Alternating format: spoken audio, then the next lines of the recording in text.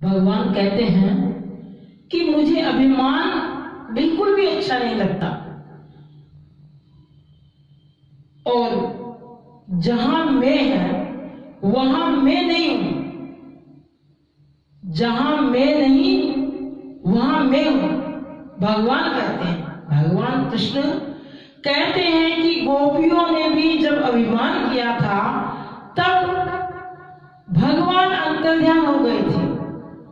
उसी तरह आज इंद्र को भी अभिमान हो गया कि मेरे जैसा श्रेष्ठ देवता कोई नहीं है, और क्योंकि मैं वारिस करता हूं, हरी भरी घास होती है और अन्न उपजता है,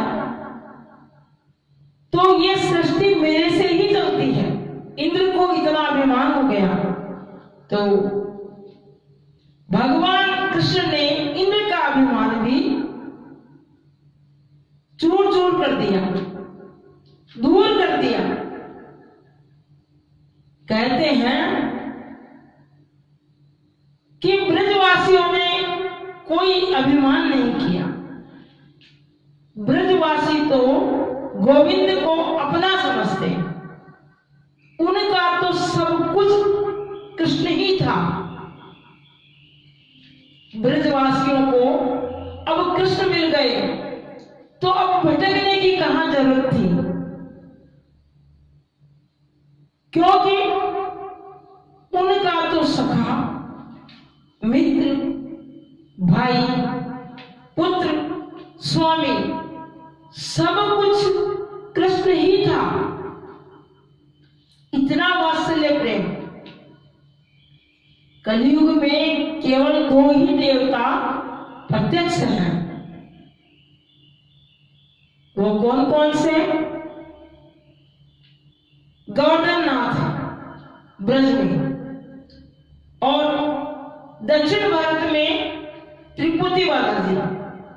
त्रिपुति बालाजी एक दिन जब यशोदा मैया रसोई में भोग बना रही थी, रसोई में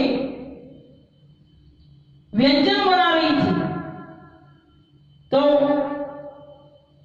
कन्हैया ने पूछा,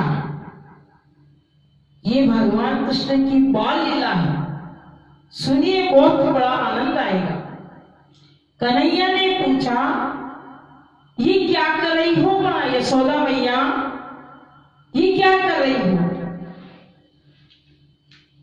तो यशोदा मैया ने कहा, मैं भोजन बना रही हूं, व्यंजन बना रही हूं। तो कन्हैया ने कहा कि एक पकौड़ी मैं भी खाऊंगा। यशोदा मैया ने मना कर दिया, अभी नहीं खाना, अभी जय जय के भोग लगेगा। भगवान कृष्ण कहते हैं कि मेरे से बड़ा जय जय कौन है इस दुनिया के अंदर?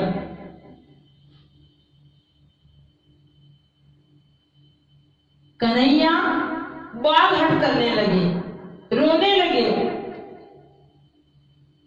नंद बाबा समझाने लगे कि पूजा के लिए ये सामग्री तैयार हो रही है। कन्वा, ये जो सामग्री बन रही है ये पूजा के लिए तैयार हो रही है, इंद्र भगवान के लिए। ये इंद्र भगवान वारिस करेंगे, हमारी भूमि को हरी भरी करते हैं, जिससे अन्न उपजता है। तो कन्हैया ने कहा, अच्छा बाबा, कभी इंद्र ने दर्शन दियो है? नहीं, दर्शन तो ना दियो। दर्शन ना दियो तो तुम्हारा प्रत्यक्ष देवता कहां हुई हो? प्रत्यक्ष देवता तो गिरिराज ही है। जहां हमारी ये जो गाय है निर्भीक विचरण करेगी इसी गोवर्धन में, इस गोवर्धन की तलहटी में। तो नंद बाबा ने कहा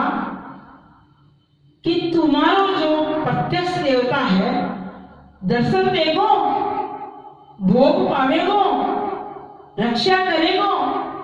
कन्हैया ने कहा सब कुछ, दर्शन भी देगो, भोग भी पावेगो, हमारी सबकी रक्षा भी करेगो। अब सभी ने 56 भोग बनाया, लड्डू, इमरती, पेड़ा, मालपुआ, खीर, पापड़, सब कुछ 56 भोग तैयार किया। और सभी ब्रजवासी चल दिए गोवर्धन की पूजा करने के लिए। आगे आगे कन्हैया, पीछे सांडिल्य मुनि, फिर गोपियां, नंद बाबा, यशोदा मैया, सारे ब्रजवासी अब सब श्रृंगार करके वृंदावन जा रहे हैं। 7 कोस लंबी चौड़ी 21 किलोमीटर की परिक्रमा है। गोवर्धन की परिक्रमा 7 कोस लंबी चौड़ी 21 किलोमीटर की परिक्रमा है गिरिराज की। अब ब्रजवासियों ने जल भरना प्रारंभ किया नदी से, तो गोवर्धन महाराज का, गोवर्धन भगवान का पैर तक नहीं भीजा, चरण तक नहीं भीगे। तो ब्रजवासियों ने कहा, अरे लाला, तेरा जो यो गोवर्धन है भगवान, इसके चरण तक नहीं भीजे, हम थक गए हैं, इतना पानी हमसे नहीं लाया जा सकता। तो भगवान ने, कृष्ण भगवान ने मानसिक गंगा प्रकट की और गिरिराज को स्नान कराया, भोग लगाया। और अब भोग लगाते ही गोवर्धन भगवान, गोवर्धन नाथ प्रकट हो गए 4 भुजा धारण करके। बोले गोवर्धन भगवान की जय। गिरिराज धरण में तेरी शरण, गिरिराज धरण में तेरी शरण। अब जैसे ही गोवर्धन भगवान गिरिराज की जय बोली, जयकारा लगा, तो इंद्र के कानों में आवाज आई, ये कैसा हल्ला, ये कैसा शोरगुल, इतनी जोर का हल्ला, यहां कौन से देवता प्रकट हो गए।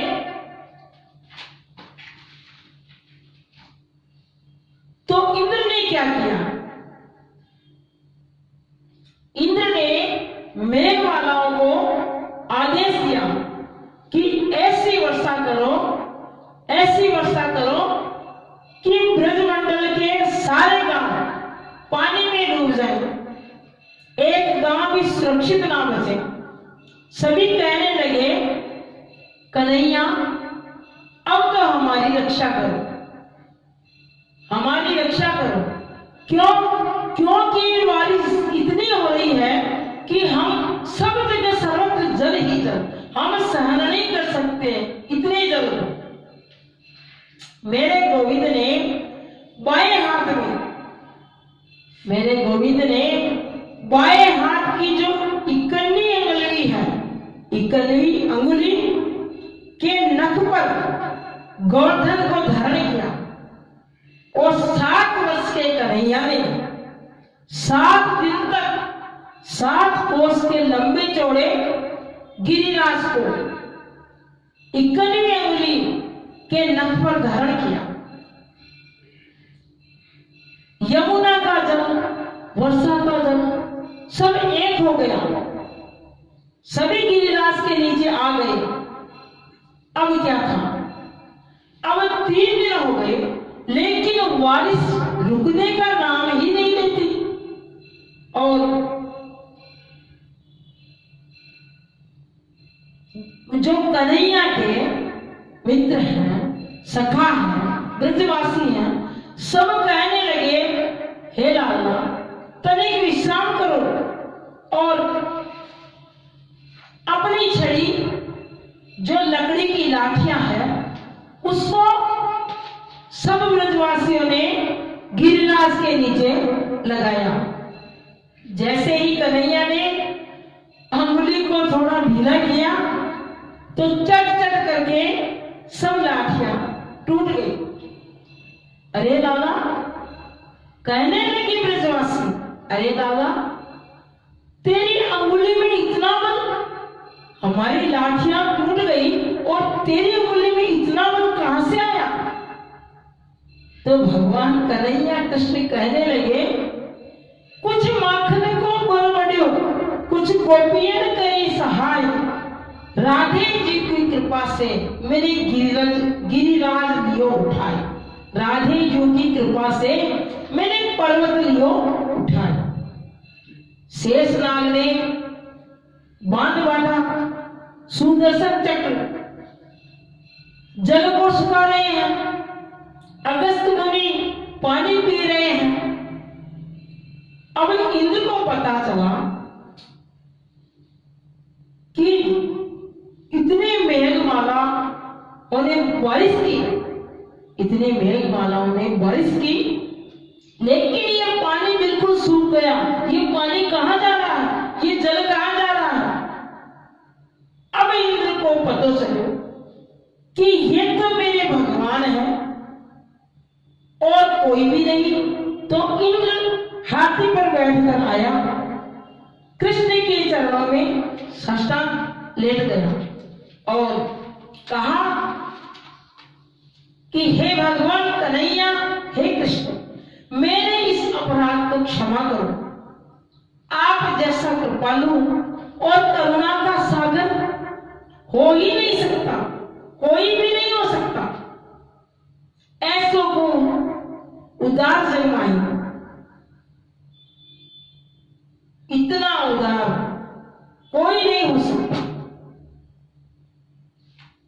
इंद्र ने पानी के बहाने षड्यंत्र रचा, लेकिन जो जितने ब्रजवासी हैं उनको सबको कृष्ण के नजदीक रखा। इसलिए भगवान कृष्ण ने क्षमा कर दिया, लेकिन ब्रह्मा जी को क्षमा नहीं किया, क्योंकि भक्तों को उन्होंने 1 वर्ष तक दूर रखा। भगवान कहते हैं, भक्त हमारे पग धरे वहां धरूं मैं हाथ, भक्त हमारे पग धरे वहां धरूं मैं हाथ, सदा संग लागत फिरूं कबहू न छोड़ू साथ। अब 56 भोग की तैयारी हुई और भगवान को भोग लगा। चारों वेदों का चाहे प्रकार पंडित हो या 6 शास्त्रों का निष्णात पंडित हो, लेकिन परंतु भगवान को पाने के लिए भगवान कृष्ण के चरणों में निष्काम प्रीति ही होगी, तब ही भगवान को प्राप्त कर सकता है। अन्यथा भगवान मिलना संभव नहीं है। न जाने कौन से गुण पर दयानिधि रीझ जाते हैं, न जाने कौन से गुण पर दयानिधि रीझ जाते हैं। जय श्री कृष्ण, जय श्री